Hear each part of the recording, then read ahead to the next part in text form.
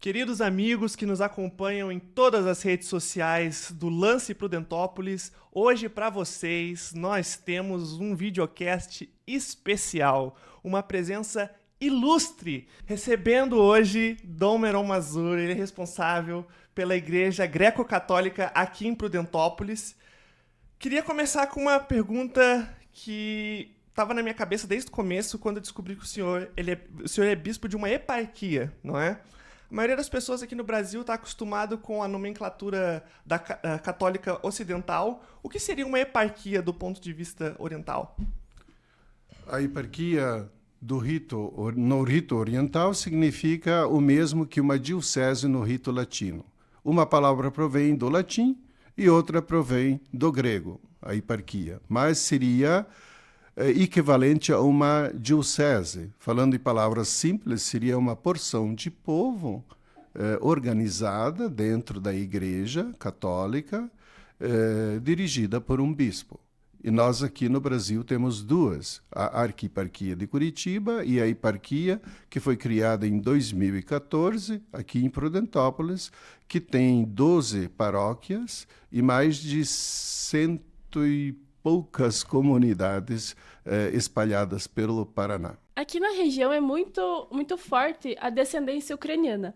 Dentro da Igreja Católica, como que a gente consegue preservar essa descendência? Muito simples. O nosso pessoal, ele gosta muito e também faz parte já da própria, podemos dizer assim, espiritualidade dos orientais, a riqueza do rito. E a própria Igreja Católica do rito latino, através de um dicastério lá em Roma, que equivale, poderíamos dizer assim, comparando como se fosse um ministério, existe um dicastério específico para as igrejas orientais.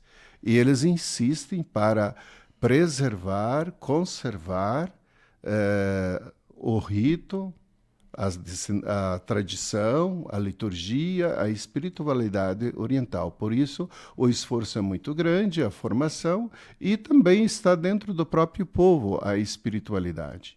O interessante é que a descendência no Brasil, mesmo sendo já várias gerações, eu, por exemplo, já sou da terceira geração, mas mesmo não sabendo o ucraniano, o pessoal prefere a celebração litúrgica no rito oriental, porque faz parte da vida deles, da espiritualidade. Poderíamos dizer assim, em palavras simples, está encarnado. Eu acho muito interessante essa dicotomia que tem dentro da Igreja Católica. Mais cedo, em off, o senhor estava me falando sobre uma passagem do Papa João Paulo II, né? Sobre como existem dois pulmões, né? Seria uma representando um lado a Igreja Latina e outra a Igreja Oriental. Para o nosso espectador, quais que são as principais diferenças de um rito para o outro? A diferença é muito grande, brevemente. O rito latino originou-se em Roma e se espalhou pelo mundo através da Igreja Latina, que podemos dizer é a grande maioria. Mas também no Oriente, em Bizâncio, nasceu a Igreja Bizantina, que tem totalmente outro tipo, outra estrutura. Por exemplo, a estrutura dos templos é construída de uma forma diferente.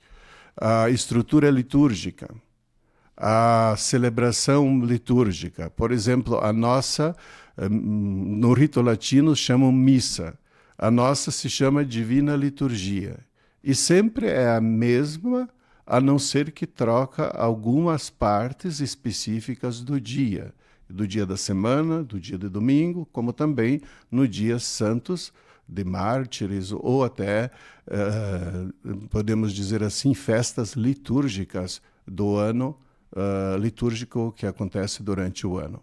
Mas a diferença está nisso, na maneira de celebrar. Por exemplo, a nossa celebração, principalmente na Ucrânia, ela é toda cantada. O povo canta, então é mais dialogada, existe maior participação do povo.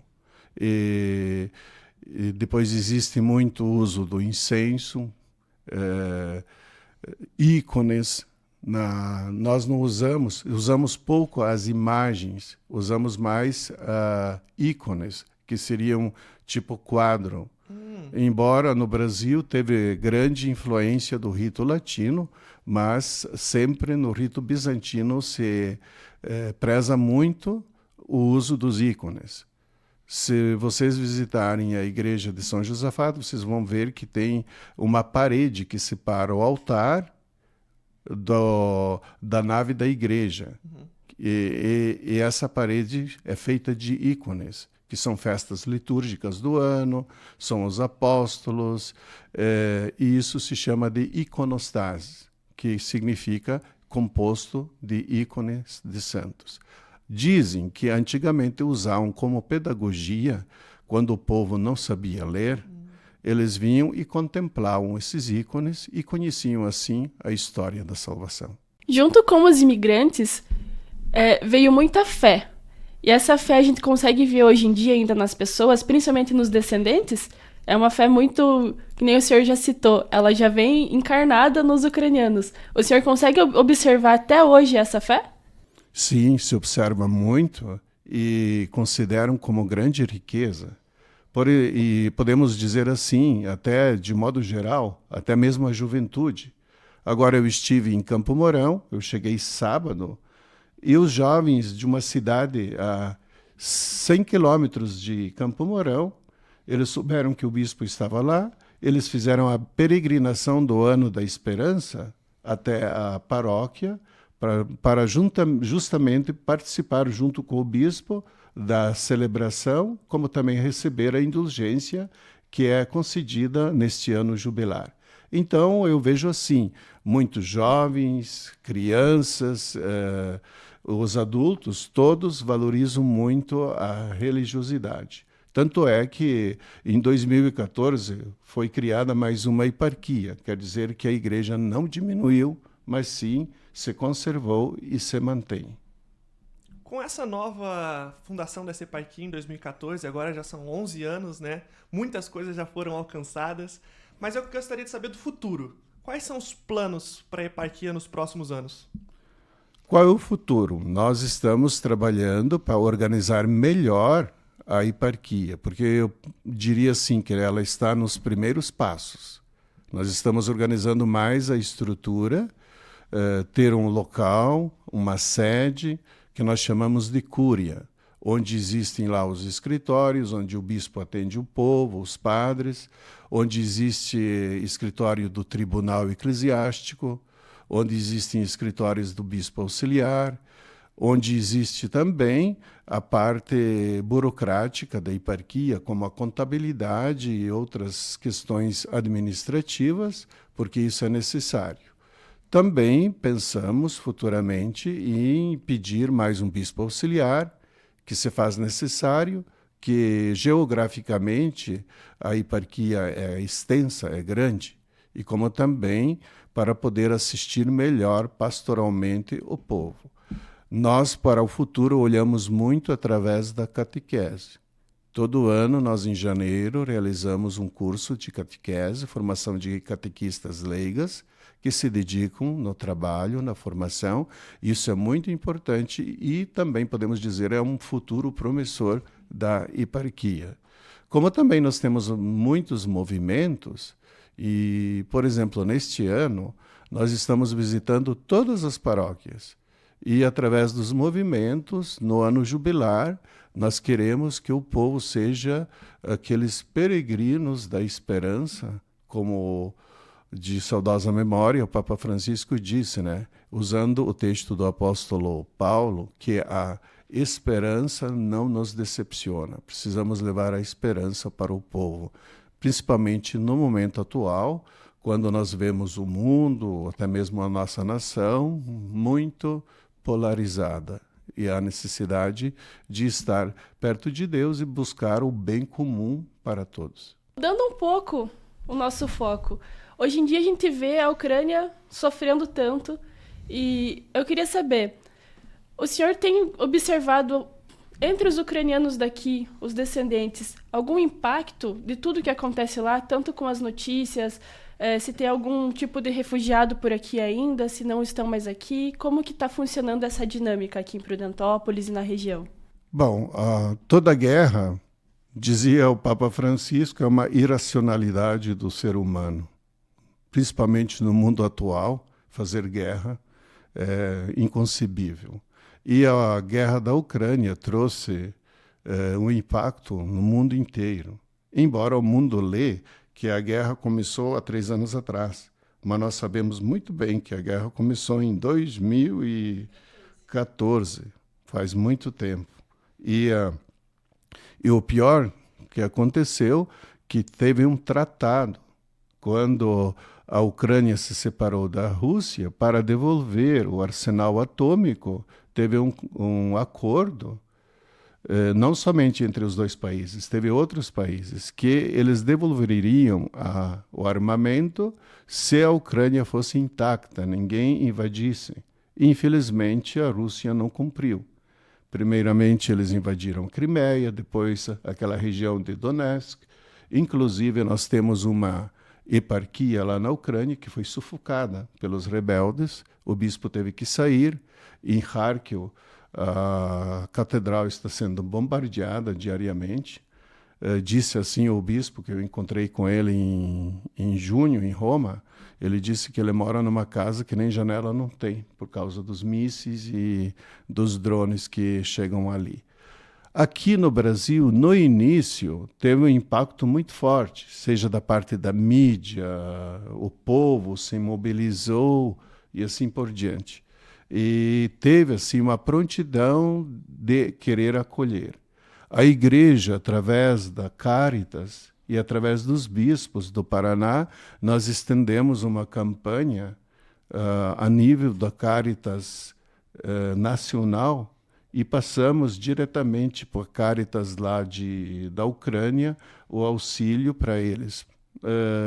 Geralmente vai em questão econômica, em dinheiro, mas ali eles conseguem comprar remédios, água e essas questões. Usando as palavras do nosso arcebispo maior, Dom Sviatosław, ele diz assim: a Ucrânia é um mar de lágrimas, rio de sangue. Todo dia nós vemos, assistimos que tem inocentes que estão morrendo. E a guerra é sempre assim.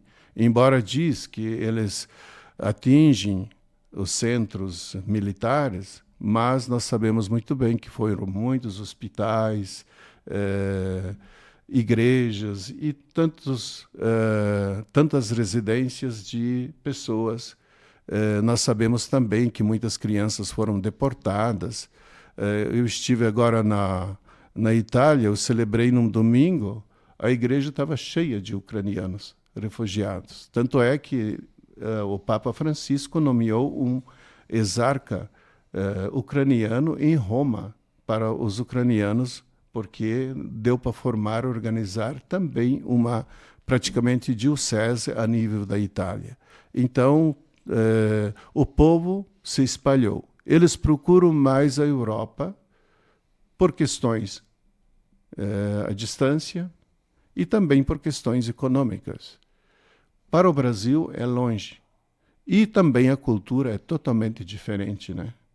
Por exemplo, na Europa, eu estive em junho na Europa, eu fugi daqui da maior geada. Cheguei lá, meia-noite fazia 28 graus de calor. Então, é totalmente diferente. E quem vem para cá, isso dá um impacto muito grande. Por exemplo, Natal. Para eles, Natal é inverno. Por isso, nos Pinheirinhos, colocam neve, algodão. E nós, no Brasil, imitamos. A Europa também colocamos algodão, né? Mas aqui é o ápice do verão, né? Então, é interessante. Então, toda essa cultura mudou muito. E o pessoal que veio não se habituou e muitos voltaram para a Europa. Eu não posso precisar quantos que permaneceram, mas nós conhecemos somente o que veio para Curitiba, Prudentópolis, Guarapuava. Mas entrando em contato com os bispos na conferência, eu sabia que também tinha gente, os refugiados em São José dos Campos, São Paulo, tinha em Minas Gerais, tinha em outros lugares. Esses que foram longe dos habitantes de descendentes de ucranianos, sem dúvida que para eles se tornou um pouco mais difícil, porque eles vão perder, eles não conseguem se ambientar. Eu conheço algumas pessoas, mas são casos raros, mas que estão a trabalho nas universidades. Em Foz do Iguaçu tem, em Medianeira tem, se não me engano, em Ponta Grossa tem. Então, tem várias universidades que tem pessoas que estão trabalhando. E quanto ao Brasil, eu acho que se mobilizou muito, até aqui em Prudentópolis. Para esses que estão aqui, eu não lembro quantas pessoas tinha, mas nós tínhamos organizado também um grupo, através da igreja e outras associações aqui em Prudentópolis, para auxiliá-los. Tanto é que essa organização os manteve até quando eles permaneceram aqui. Para finalizarmos, então, amigos, com chave de ouro, tal qual a disposta na bandeira do Vaticano, né? Quem quiser ir numa missa, participar, conhecer melhor a eparquia, como é que a gente faz? Sejam bem-vindos. Tem muitas igrejas. Aqui em Prudentópolis tem muitas igrejas. Cada comunidade no interior, cada colônia tem igreja. Aqui na cidade nós temos a paróquia São Josafat, que fica no centro, e a catedral, que é na saída de Prudentópolis, sentido Esperança, Barra Bonita, que é a catedral. Todas as igrejas diariamente têm, de manhã e à noite, a celebração, e aos domingos tem uma programação bastante completa. Então, quem quiser não apenas conhecer, mas louvar a Deus e, assim, ter uma experiência, eu diria assim, mais de Deus, numa espiritualidade bizantina, que é mística, profunda, cheia de cantos, de incenso, sejam todos bem-vindos e nós ficamos muito felizes. E como dizia o Papa Francisco, nós devemos de ser uma igreja aberta, acolhedora. E nós acolhemos e somos abertos a todos, porque todos nós somos caminheiros em direção à eternidade. E de Deus nós precisamos. Perfeitamente. Então, amigos e amigas do Lance... Perfeitamente. Então, amigos e amigas do Lance, para você que quer conhecer uma nova cultura, se imergir melhor nas palavras de Deus, fica o convite para vocês. E se você também quiser se manter informado, conhecer tudo o que acontece aqui em Prudentópolis, é muito fácil. É só nos seguir no Instagram, @lanceprudentópolis, ou no nosso site www.lanceprudentopolis.com.br. Lance Prudentópolis, o nosso lance é você.